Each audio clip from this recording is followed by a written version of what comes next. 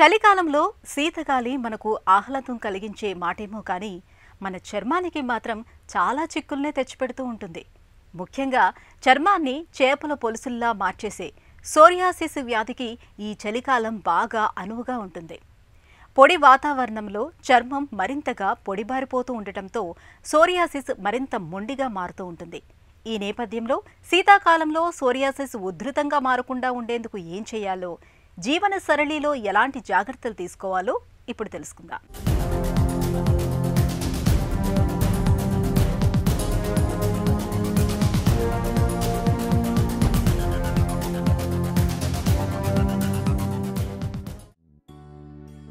Psoriasis చర్మానికి సంబంధించిన మహా మొండి జబ్బు. దీన్ని పొలుసుల వ్యాధి అని కూడా పిలుస్తారు. దీని బారిన పడ్డప్పుడు చర్మమంతా పొలుసుల్లాగా మారి ఏనుగు చర్మంలాగా మొద్దుబారిపోతుంది. చర్మంపై తరచూ ఎర్రటి మచ్చలు, దద్దుర్లు వస్తూ మనిషిని శారీరకంగా, మానసికంగా చిత్రవధ చేస్తూ ఉంటుంది. ఈ జబ్బు ఎందుకొస్తుందనే దానికి ఇప్పటిదాకా ఖచ్చితమైన కారణాలేవీ లేవు. వంశపారంపర్యంగా రావటానికి, శరీరంలో వ్యాధి నిరోధకత ప్రతికూలంగా స్పందించినప్పుడు సోరియాసిస్ వస్తున్నట్లు నిపుణులు చెబుతున్నారు. సోరియాసిస్ ఎక్కువ మందిలో తల మీదే మొదలవుతుంది. తల మీద చుండ్రులా కనిపించి కొందరిలో దానికదే తగ్గిపోవచ్చు. అలా కాకుండా ఎక్కువ కాలం కొనసాగుతూ ఎర్రటి మచ్చలు, దురదతో పాటు మంట ఉన్నప్పుడు సోరియాసిస్ ఏమోనని అనుమానించాలి. ఇక సీజన్లు మారినప్పుడు, ముఖ్యంగా వాతావరణం చల్లగా ఉండే శీతాకాలంలో సోరియాసిస్ మరింత ఉధృతంగా మారుతూ ఉంటుంది. సాధారణంగానే శీతాకాలంలో మామూలు వాళ్ళకి ఒళ్ళంతా డ్రై అయిపోతూ ఉంటుంది. అయితే వీళ్ళకి ఏమవుతుందంటే ఎర్రగా అయిపోయి పెచ్చులు కట్టేసి మంట పుట్టి నానా బాధ పడుతూ ఉంటారు. కాబట్టి ఇలాంటి వాళ్ళు చాలామంది ఏంటంటే నూనెలు రాయడం కానీ ఎక్స్టర్నల్ అప్లికేషన్ మటుకు చెయ్యరు. వాళ్ళు ఓన్లీ ఇంటర్నల్గా తీసుకుంటూ ఉంటారు మందులు.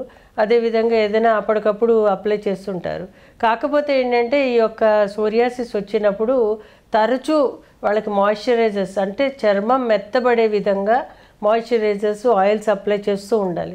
ఈ సీజన్లో ఆహార విహారంలో వీళ్ళు తరచూ మార్పులు చేసుకోవాలి. ఎందుకంటే మలబద్ధకం లాంటిది, అజీర్ణ సమస్యలు లాంటివి ఉంటూ ఉంటాయి. కాబట్టి వీళ్ళు ఆహారంలో కూరగాయలు ఎక్కువ తీసుకోవడం, ఆకుకూరలు అధికంగా తీసుకోవడము, సాత్వికమైన ఆహారం అధికంగా తీసుకోవడం లాంటివి చేస్తూ ఉండాలి. ఇంకొక విషయం ఏంటంటే చాలా మటుకు ప్రోటీన్స్ తగ్గించేస్తూ ఉంటారు. చర్మానికి ఈ యొక్క సమస్య ఉన్నప్పుడు ప్రోటీన్ కంటెంట్ కూడా కావాలి. కాబట్టి త్వరగా అరిగే ప్రోటీన్ పదార్థాలు, అంటే గుడ్డు, ఉడకపెట్టిన గుడ్డు లాంటిది, త్వరగా అరిగే మాంసాహారం లాంటిది తీసుకోవచ్చు. చాలామంది ఏంటంటే పథ్యం అనేసి చాలా రకాలు ఆపేస్తూ ఉంటారు. అయితే అందరికీ చర్మం ఫ్లేర్ అవ్వడం అనేది జరగదు. అందరికీ పథ్యం అనేది ఒకటే రకంగా ఉండదు. కాబట్టి వాళ్ళ శరీరానికి ఏదైతే పడదో ఆ పదార్థాలను వదిలేయాలి. కానీ అన్ని పదార్థాలు వదిలేస్తే వాళ్ళకి న్యూట్రిషనల్ డెఫిషియన్సీస్ వచ్చి ఇంకా చర్మ వ్యాధి ఎక్కువ అవడానికి అవకాశం ఉంటుంది. కాబట్టి వీళ్ళు సప్లిమెంటేషన్, అంటే ఏదైతే వాళ్ళకి న్యూట్రిషనల్గా తగ్గుతుందో అవి వాళ్ళు సప్లిమెంట్ తీసుకుంటే కనుక, అంటే ఆకుకూరలు, కూరగాయలు, స్ప్రౌట్స్ లాంటివి, అంటే ఉడకపెట్టిన స్ప్రౌట్స్ లాంటివి తీసుకుంటే కూడా అది ప్రోటీన్ కంటెంట్ పెంచుతుంది. ఈ విధంగా తీసుకోవడం ద్వారా కూడా తగ్గుతుంది. చర్మాన్ని పొలుసులుగా, పొట్టుగా రాల్చేసే చర్మాన్ని పొలుసులుగా, పొట్టుగా రాల్చేసే సోరియాసిస్ వ్యాధికి మన శరీరంలో వ్యాధి నిరోధకత తగ్గటంతో పాటు ఆమం పేరుకుపోవటాన్ని ప్రధాన కారణాలుగా చెబుతుంది ఆయుర్వేదం. ఇలాంటప్పుడు ఆహారాన్ని ఓవైపు పోషకంగా, మరోవైపు ఔషధంగా వాడితే సోరియాసిస్ వ్యాధి తగ్గుముఖం పడుతుందని చెబుతారు నిపుణులు. ముఖ్యంగా చేపల్ని తినకూడదు. చేపలకు దూరంగా ఉండాలి. చేపలకు సోరియాసిస్ను పెంచే గుణం ఉందని చెబుతారు డాక్టర్లు. శరీరంలోని ఆమవాతాన్ని తగ్గించేందుకు పంచకర్మలు ఎంతగానో దోహదం చేస్తాయి. తరచూ పంచకర్మ చికిత్సల్ని చేయించుకుంటే సోరియాసిస్ వ్యాధి బాగా అదుపులో ఉంటుంది. ఇక బాహ్యంగా కరంజీ, భృంగరాజ వంటి తైలాలను నిత్యం చర్మానికి పట్టిస్తూ ఉంటే సోరియాసిస్ వ్యాధి తీవ్రం కాకుండా ఉంటుంది. మానసికమైన సమస్యలు తీవ్రమైతే సోరియాసిస్ కూడా తీవ్రమవుతూ ఉంటుంది. కాబట్టి సోరియాసిస్ బాధితులు ఆందోళన, ఒత్తిళ్లు, డిప్రెషన్ వంటి సమస్యలకు దూరంగా ఉండాలి. చిట్కాల విషయానికి వచ్చేసరికి చాలా రకాలైన ఎక్స్టర్నల్ అప్లికేషన్స్ మనం చేసుకోవచ్చు. ముఖ్యంగా మాయిశ్చరైజర్తో పాటు న్యాచురల్ ఇంగ్రీడియంట్స్ని మనం కలిపి ఎక్స్టర్నల్గా పెట్టుకోవచ్చు. ఇందులో ముఖ్యంగా టీ ట్రీ ఆయిల్ అని దొరుకుతుంటుంది.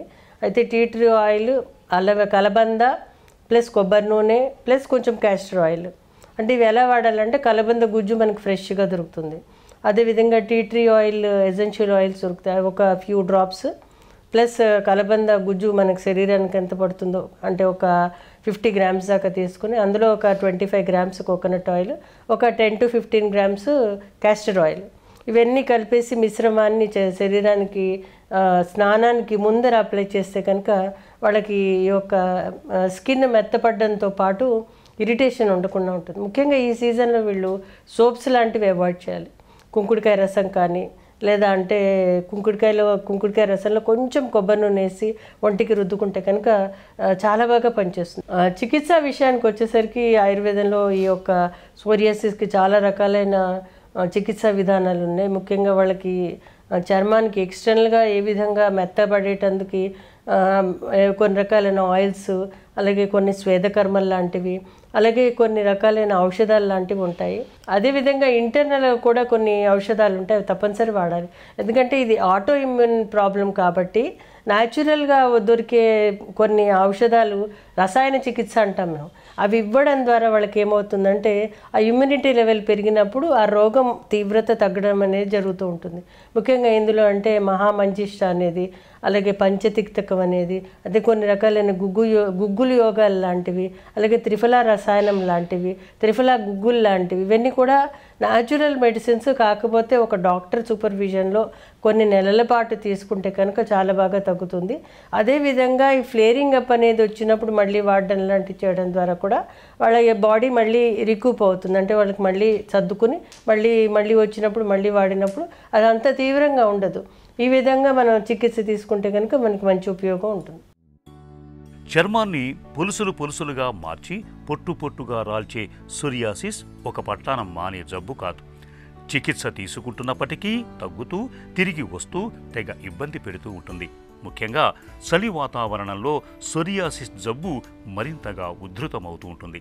అయితే వ్యాధిని ప్రేరేపించే కారకాలకు దూరంగా ఉంటే తీవ్రతను తగ్గించుకోవచ్చు. చల్లగాలికి, చల్లటి వాతావరణానికి దూరంగా ఉండాలి. మానసిక ఒత్తిడి, ఆందోళనలు సోరియాసిస్ను తీవ్రం చేస్తాయి. కాబట్టి ఒత్తిళ్లను సాధ్యమైనంత వరకు తగ్గించుకోవాలి. అలాగే ఎలర్జీలకు కూడా దూరంగా ఉండాలి. పొగ, మద్యం వంటి వాటికి దూరంగా ఉండాలి. స్నానం చేసిన తర్వాత చర్మంపై క్రీముతో కూడిన లోషన్లు రాసుకుంటే మంచిది. మానసిక సమస్యలు, గుండె జబ్బులు, కీళ్లవాతం, మలేరియా చికిత్సకు ఉపయోగించే కొన్ని మందులతో సోరియాసిస్ తీవ్రత పెరిగే అవకాశం ఉంది. కాబట్టి ఏవైనా మందులు వాడుతున్నప్పుడు జబ్బు ఎక్కువగా ఇబ్బంది పెడుతూ ఉంటే ఆ విషయాన్ని వెంటనే డాక్టర్కు చెప్పాలి. ఇలా అన్ని రకాలుగా తగిన జాగ్రత్తలు తీసుకోవటం ద్వారా సోరియాసిస్ జబ్బును చక్కగా అదుపులో ఉంచుకోవచ్చు.